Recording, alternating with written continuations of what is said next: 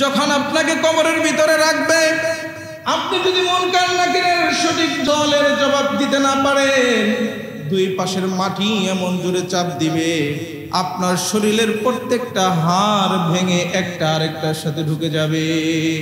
আল্লাহর নবী মুহাম্মদুর রাসূলুল্লাহ সাল্লাল্লাহু আলাইহি ওয়াসাল্লাম বলেন,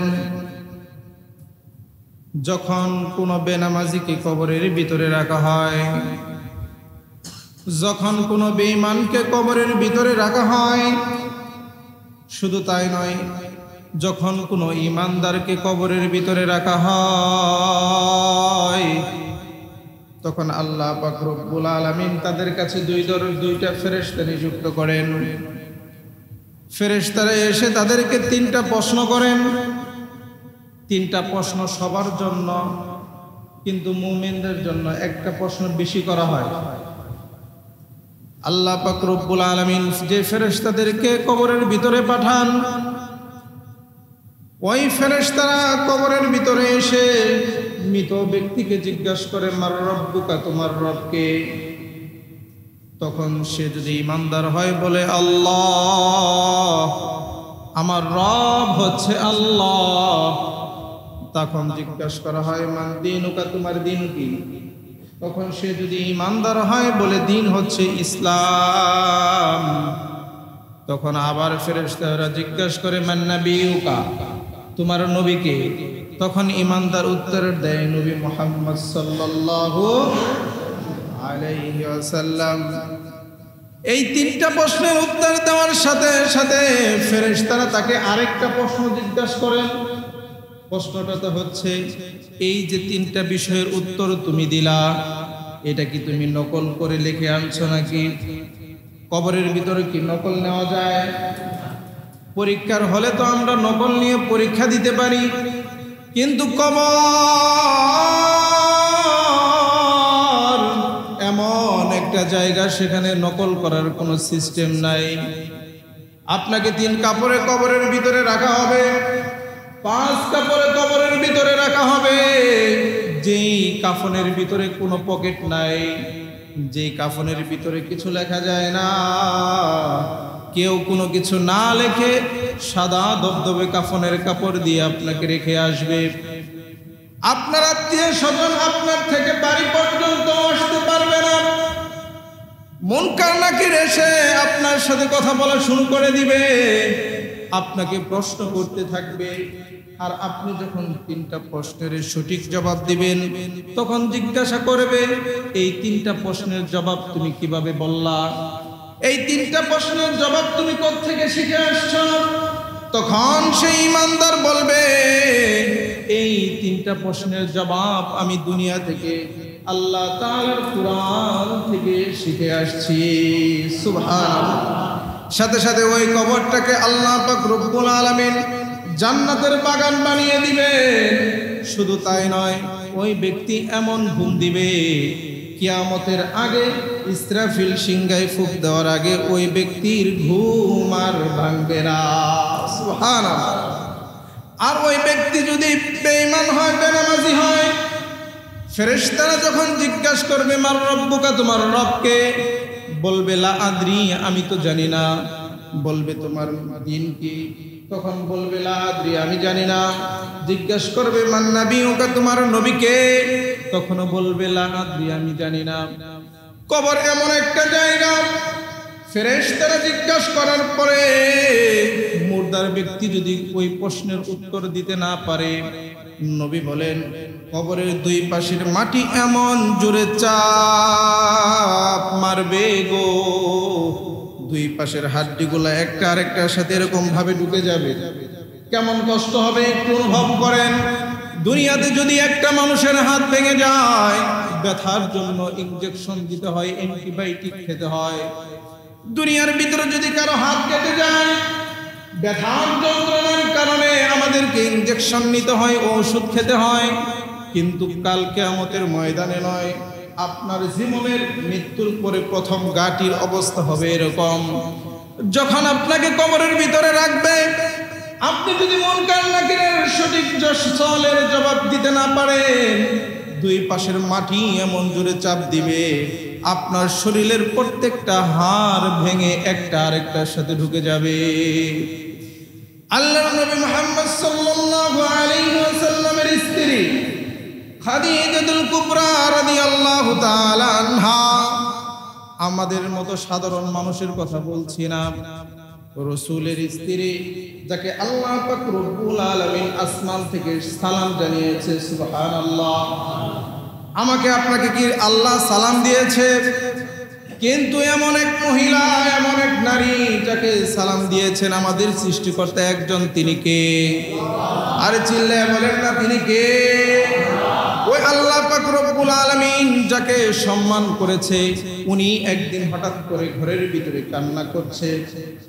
নরমাল কান্না নয়, ঘরের ভিতরে ধুলার ভিতরে গড়াগড়ি করছে।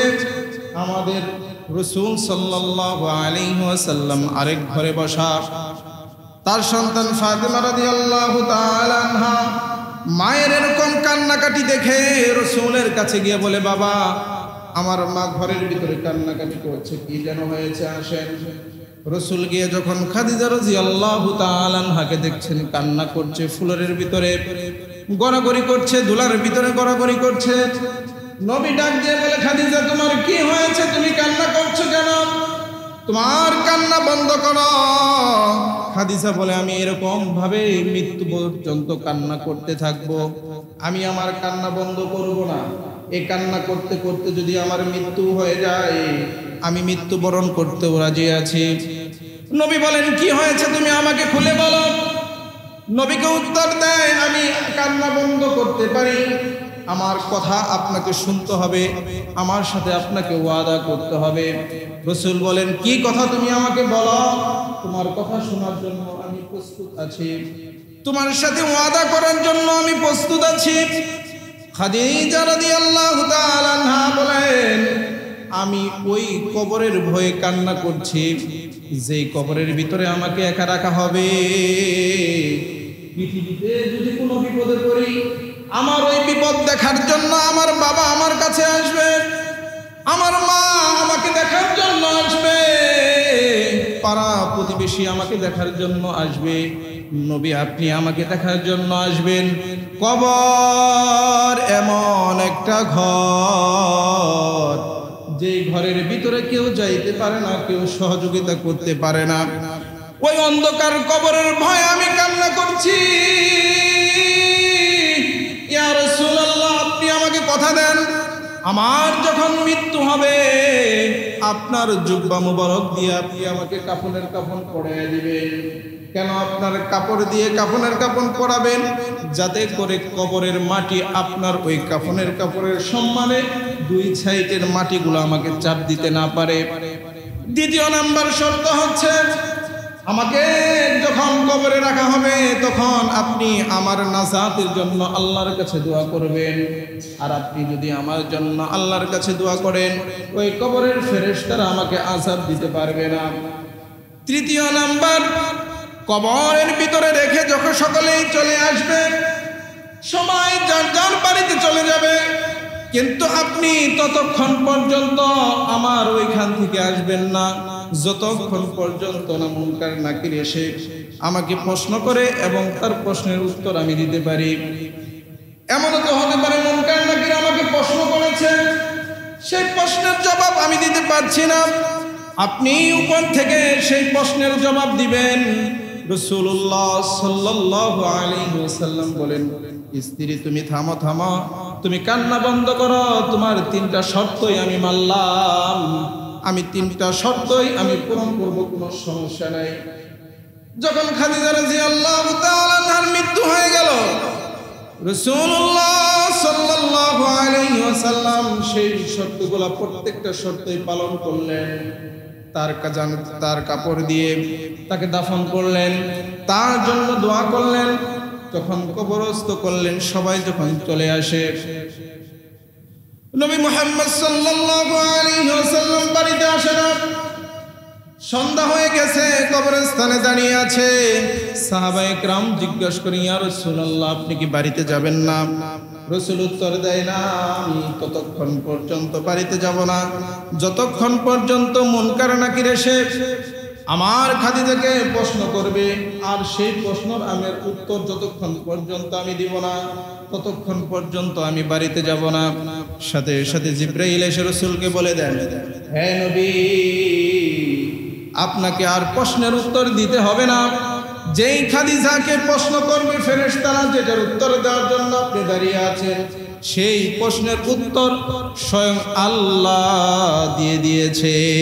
সুবহানাল্লাহ।